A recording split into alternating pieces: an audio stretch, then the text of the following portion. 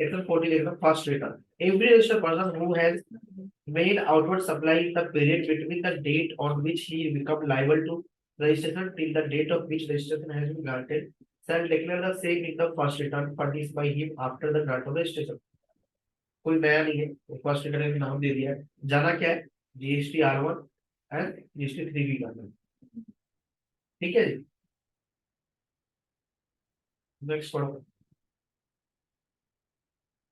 Availment of input tax credit, अभी जो पढ़ाया हमने। Every registered person shall, subject to the such conditions and restrictions as may be prescribed, be entitled to avail the credit of eligible input tax as self-assessed in his return, and the such amount shall be credited to the electronic credit ledger। देखो अभी जो हम मान लो जो इसमें दिख रहा था हमारे जीएसटी, अभी मैं रिकंसिलिएशन देखा आपने पहली वाले में, तो अगर वो जितना अमाउंट दिख रहा है वो ऑटो पॉपुलेटेड मेरे 3 में आता है, ऑटो पॉपुलेट 3 में ऑटो पॉपुलेट R1 की फिगर आती है और 3 की फिगर आ जाती है, तो उसको इन्होंने बोला है कि सेल्फ असेस्ड बेसिस पे हमने आपको दे दिया, गवर्नमेंट ने बोला कि जो आपने मांगा हमने दे दिया, जब हम चेक करेंगे तो आपको डिटेल प्रोवाइड कर देंगे, तो मान लेंगे ठीक है, नहीं तो मानेंगे गलत लिया है, तो फिर आप उसको इंटरेस्ट पेनल्टी के साथ रिवर्स करेंगे, ठीक है। तो ये कहां चला जाएगा, इलेक्ट्रॉनिक क्रेडिट लेजर में चला जाएगा, पता है ना, सेक्शन 49 याद है, electronic cash ledger, electronic credit ledger, जो भी टैक्सेस पे करते हैं तो इलेक्ट्रॉनिक कैश लेजर में जाता है, और इलेक्ट्रॉनिक क्रेडिट लेजर जो भी आईटीसी अवेल करते हो कहा जाता है, इलेक्ट्रॉनिक क्रेडिट लेजर में जाता है। फिर इलेक्ट्रॉनिक क्रेडिट लेजर को यूटिलाइज कर सकते हैं टुवर्ड पेमेंट ऑफ टैक्स, क्या इंटरेस्ट के टुवर्ड्स में यूटिलाइज कर सकते हैं आईटीसी को, नहीं कर सकते, लेकिन इलेक्ट्रॉनिक कैश लेजर को टैक्स के टुवर्ड्स, इंटरेस्ट के टुवर्ड्स और पेनल्टी के टुवर्ड्स यूज कर सकते हैं, यस राइट, ठीक है। The credit of input tax availed by registered person under subsection 1 in respect of such supply of goods or services or both, the tax payable whereon has not been paid by the supplier shall be reversed along with the applicable interest by the said person the such will prescribe। ये कह रहा है कि जो भी आपने अगर extra tax avail कर लिया है तो इंटरेस्ट के साथ रिवर्स करेगा, ठीक है। Next, the where the said supply makes payment of the tax payable in respect of such supply, the registered person may be re-avail। अब वो कह रहा है, जैसे याद है 180 दिन वाला सेक्शन 16(4) याद है, बोलता है कि अगर 180 दिन के अंदर अगर आपने पेमेंट नहीं करते हो तो आपको रिवर्स करना पड़ेगा, याद है, तो अगर 180 दिन के अगर मान लो किसी पेमेंट नहीं करोगे तो रिवर्स करना पड़ेगा अलॉन्ग विद इंटरेस्ट, और मान लो फिर 180 दिन के बाद 210 दिन आप पेमेंट कर देते हो तो उसका आईटीसी आप अवेल कर लोगे। डन, सेक्शन 41 भी खत्म हो गया, छोटे छोटे सेक्शन है ये सारे डिलीट हो गए। पहले सेक्शन 42 देखो आपने क्या लिखा है, सीधा डिलीटेड, ओमिटेड फ्रॉम, ठीक है जी, 42 पढ़ने की जरूरत नहीं है, 43 भी ओमिट हो गया।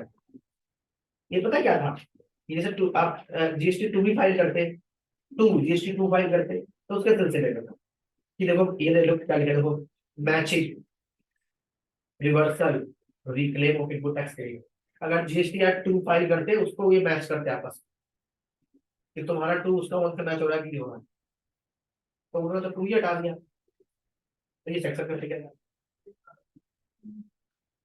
ठीक है जी। अब आ जाओ सेक्शन 43A, ये भी डिलीट कर दिया मैंने।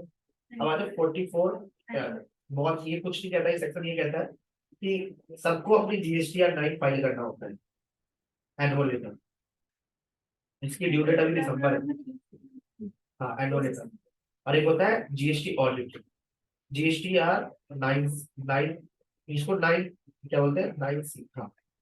देखो इन दोनों की ड्यू डेट होती है दिसंबर, पढ़ो इसकी ड्यू डेट लिखो, इसमें लिखा होगा कहीं ना कहीं, मैं बताता हूँ, इसकी ड्यू डेट होती है 30 दिसंबर, 30 दिसंबर ड्यू डेट होती है, पढ़े आप इसमें। एवरी रजिस्टर्ड पर्सन, पहले मैं समझा देता हूँ फिर पढ़ते हो, इधर देखो आपको कि होता क्या है। अभी तो बोलो सर R1 3 पढ़ा रहे थे, देखो जीएसटी R1 तो हम नॉर्मली मंथली पे करते हैं, और 3 जीएसटी 9 क्या होता है, जीएसटी 9 होता है कि पूरे साल का लेखा जोखा आपको बताना है कि पूरे 12 महीने में आपने कितना सेल किया, कितना परचेज किया, ठीक है, कितना आईटी से आपने अवेल किया, कितना रिजेक्ट किया, कितने का एक्सपोर्ट किया, तो वो जीएसटी 9 में जाता है, ठीक है। उसके बाद है जीएसटीआर 9C। ये पहले करते थे चार्टर्ड अकाउंटेंट, मतलब ऑडिटर होते थे। पिछले 2 सालों से इन्होंने बोल दिया कि इसके सिग्नेचर लगेगा डायरेक्टर, ये नहीं लगेगा। तो जो 9 और 9C में जो डिफरेंसेस आ रहे हैं, तो उसका रिकंसिलिएशन करो कि मेरा इतना बंदा था मैंने ये पे कर दिया, मेरा इतना बंदा मैंने ये पे कर दिया। तो ये क्या जाता है, सॉरी 9 इसमें आपकी जो बैलेंस शीट बनाते हैं, बैलेंस शीट और जीएसटी 9 का जो भी डिफरेंस होता है वो हमें 9C में बताना होता है। अल्टीमेटली इसे बोला जाता है जीएसटी ऑडिट। क्या बोला जाता है, क्या बोला जाता है, जीएसटी ऑडिट। और पहली बात जीएसटी ऑडिट के अलावा इसके बाद क्या होता है, ये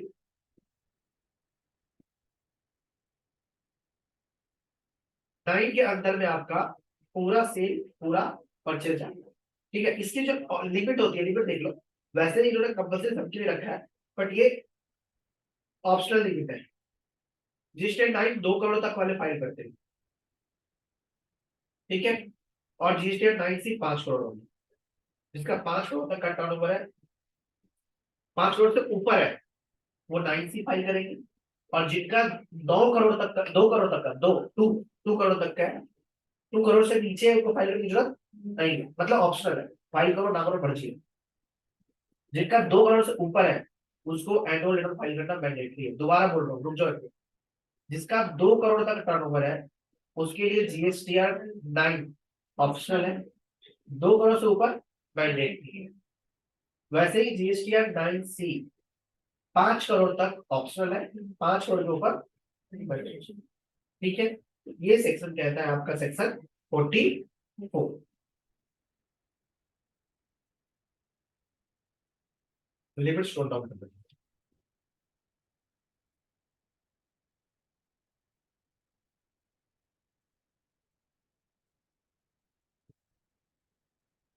ड्यू डेट क्या होती है, 30 है, 31st। ठीक है, जैसे कि अभी जैसे कि 22-23 चल रहा है, 23 मार्च 23 तक कब तक फाइल करेंगे हम? दिसंबर 2023 तक। और 23-24 कब तक फाइल करेंगे? दिसंबर 2024। ठीक है, याद रहेगा। अब आएगा कुछ सेक्शन, छोटे छोटे छोटे छोटे से बनाए, कुछ पूछना है यहाँ पे, आगे चलेंगे। सेक्शन 45 होता है फाइनल रिटर्न्स। मैंने बताया था कि अगर किसी का जीएसटी रजिस्ट्रेशन अपने आप से सरेंडर करना चाहता है, सरेंडर करना चाहता है, ठीक है, तो वो फाइनल रिटर्न फाइल करेगा, जीएसटी 10 बोलते हैं उसको। ठीक है, within 3 month from date of cancellation और date of order of cancellation, whichever is better. 3 महीने के अंदर, मान लो किसी का बिजनेस पहले 20 लाख 30 लाख का टर्नओवर था, अब उसने बिजनेस बंद कर दिया, या 5 लाख पे आ गए, 5 लाख पे तो रिक्वायर्ड नहीं है, अब वो क्या करेगा, फिर अपना रजिस्ट्रेशन सरेंडर कर देगा कि भाई जी मेरा टर्नओवर 20 लाख से कम है, तो मैं अपना रजिस्ट्रेशन सरेंडर कर। ठीक है, तो अब उस केस में अगर सरेंडर होने के बाद कैंसिलेशन ऑर्डर आ जाता है, तो 3 महीने के अंदर अंदर आपको फाइनल रिटर्न फाइल करना पड़ेगा। तो फाइनल रिटर्न कुछ नहीं होता, तो ये लिखना है कि मेरे पास स्टॉक कितना पड़ा था, मैंने आईटीसी कितना रिवर्स किया। ठीक है, आईटीसी अगर है तो रिवर्स करो, कैपिटल गुड्स का आईटीसी है तो रिवर्स करो, कोई स्टॉक पड़ा तो रिवर्स करो। नॉर्मली प्रैक्टिकल लाइट क्या करते हैं, 0 0 निकालो फाइल करो, कुछ नहीं। ठीक है, यस, ये क्वेश्चन जो कि टैक्स से कर, ठीक है, मैं कुछ कुछ यही चाहूंगा कि जो भी रीजन था जिसकी वजह से ऐसे एग्जाम हो गई है, ठीक है, अब वो टैक्स कैटेगरी से बाहर से लाए, तो अगर पर्सनल हुआ है उसको, ठीक है, वो फाइल नहीं करेंगे, तो उसको सरेंडर कर देंगे। नहीं देखो, अगर तुम्हारी, नहीं तुम्हारी मर्जी, अगर तुम्हें पता है कि अगले साल में हम 20 लाख रुपए मेरा क्रॉस करेंगे, प्रैक्टिकली क्या होता है, हम 3-4 महीने 8 महीने 1.5 साल तक जीएसटी नंबर नील डाल के चलाते हैं, नील फाइल करते हैं 12 महीने, फिर लगता है बीच में कोई होप होती है, अगले साल कुछ काम बढ़ जाए, काम बढ़ जाए, नहीं बढ़ रहा, फिर हो सकता है अगर मेरे रजिस्ट्रेशन 20 लाख से नीचे ही है, तो मैं जीएसटी क्यों कलेक्ट करूँ, क्यों पे करूँ, तो वो फिर उसको क्या करता है, सरेंडर कराता है, और सरेंडर कराने के बाद फिर ऑफिसर उसको कैंसिल कर देते हैं। जब कैंसिल कर देगा तो 3 महीने के अंदर अंदर फाइनल। ठीक है, अब आ जाओ सेक्शन 46। सेक्शन 46 क्या कहता है, सर आपने बोला था, बोलो बोलो। आपने बोला था कि अगर 20 लाख में है गुड्स में तो रजिस्ट्रेशन देगा 40 लाख 40 लाख गुड्स में और 20 लाख सर्विस में, तो क्वेश्चन करना पड़ेगा सर, ये मंथली 20 लाख 40 लाख या फिर साल? तो जो छोटे मोटे जो काम जो हमारे मोहल्ले में रहते हैं तो वो तो रजिस्टर नहीं होते होंगे। नहीं होते, 20 लाख सेल होता है और होगा तो कैसे होता है पता ही नहीं चलता। और जो जैसे मतलब बड़े बड़े दुकानें हैं कपड़ों को वो तो कर ही लेते होंगे सब। अबे तो रजिस्ट्रेशन कुछ भी होगा, तो फिर हम लोग को वो ओरिजिनल बिल तो देते नहीं है। मांगो तो मिल जाएगा। अब तुमसे बोलेगा तुमने 1,000 का सामान खरीदा है और बोलेगा तुम 1,200 रुपये तो दोगे, तो कपड़े का खरीद रहे हैं तो करता ही होगा ना जीएसटी हम लोग। तो लगता है, बट वो बिल तुम जब बोलोगे रजिस्टर तो देगा। अदरवाइज कैश में कोई नहीं पकड़ पाता ना, मांग के देखना दे दे, बट वो बोलेंगे कि 1,200 का देना। बात के 1200।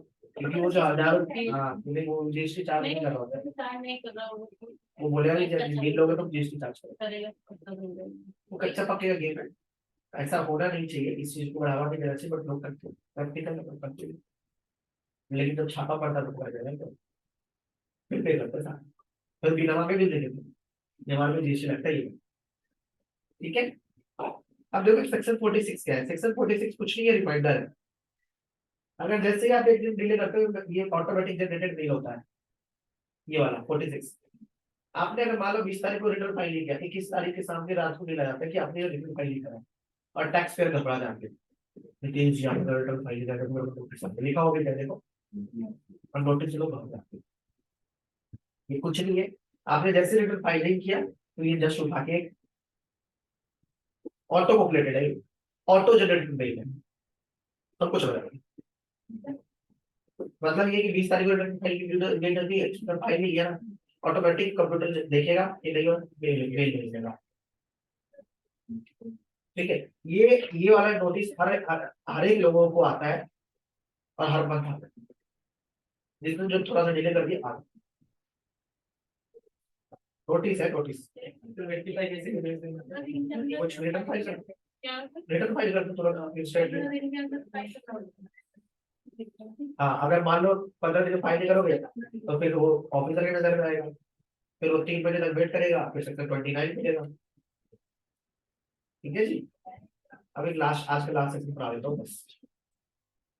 देखो जी, अगर आप रिटर्न लेट फाइल करते हो तो 50 रुपये पर डे का फाइन होता है, अगर आपके ट्रांजेक्शन है तो। अगर नील ट्रांजेक्शन है, अगर आप लोगों का नील ट्रांजेक्शन है तो लगता है 20 रुपये पर डे, बोल रहा हूँ ध्यान रखना। पर डे का 20 रुपए। हाँ अगर मान लो जीएसटी आपकी ड्यू डेट कितनी है, 11 तारीख, ठीक है, अगर 11 के बाद 15-16 को फाइल करते हो 4 दिन तो लग जाएगा। आपका लेट फीस बोला है, इंटरेस्ट नहीं बोला है, लेट फीस। याद करो लास्ट मंथ मैंने एक रिटर्न फाइल कराई थी, याद है तुमको? 21 तारीख को किया था, तो अगले महीने मैंने 25 रुपये भरे थे, 25-25 50 रुपये भरे थे, याद है? वो यही सेक्शन करता है। सीजीएसटी में 25 रुपये, एजीएसटी में 25 रुपये, कितने हो गए? 50। और अगर डील है तो 10 रुपये 10 रुपये। सर रुको जाओ एक सेकंड, तो जीएसटी आर1 पे ही लगता है और जीएसटी 3 भी दोनों पे लगता है। बट अभी क्या है, R1 का जो लेट फीस है ना वो ऑटो कैलकुलेटेड नहीं होता, ये वाला तो ऑटो कैलकुलेटेड है, 3 पे ऑटोमेटिक कैलकुलेट होकर आ जाता है। बट अभी R1 का जो इंटरेस्ट लग रहा है ना वो ऑटो कैलकुलेट होकर के नहीं आता। ठीक है, तो फिलहाल अभी लॉजिकली कौन सा लग रहा है, केवल और केवल 3। तो 20 तारीख के बाद जितने दिन रिटर्न लेट फाइल करोगे 2500 रुपए मल्टीप्लाई करते जाओ, और ये क्या है, लेट फीस है। इंटरेस्ट 18% अलग से, और अगर तुम्हारे गवर्नमेंट ने पकड़ लिया तो 100% पेनाल्टी अलग से। दोबारा बोलो, कंफ्यूज मत होना, लेट फीस अलग होता है। लेट फीस जो बोलता है वो बोलता है तुम्हारा सेक्शन 47, 25 रुपए, 25 रुपए तो 50 रुपए ईच। सेक्शन 15 बोलता है तुम्हारा इंटरेस्ट की बात, @ 18%। ठीक है, 1 लाख का परचेज है, 18,000 का जीएसटी है, तो इस 18,000 रुपए 18%। ठीक है, और अगर गलती से गवर्नमेंट ने पकड़ लिया कुछ सालों के बाद तो उसका पेनल्टी लगाने का राइट है 15%, 25%, 50%, 100%, डिपेंडिंग ऑन द सर्कमस्टांसेस। बताइए, अब अपने अपने क्वेश्चन की बौछार कर सकते हैं।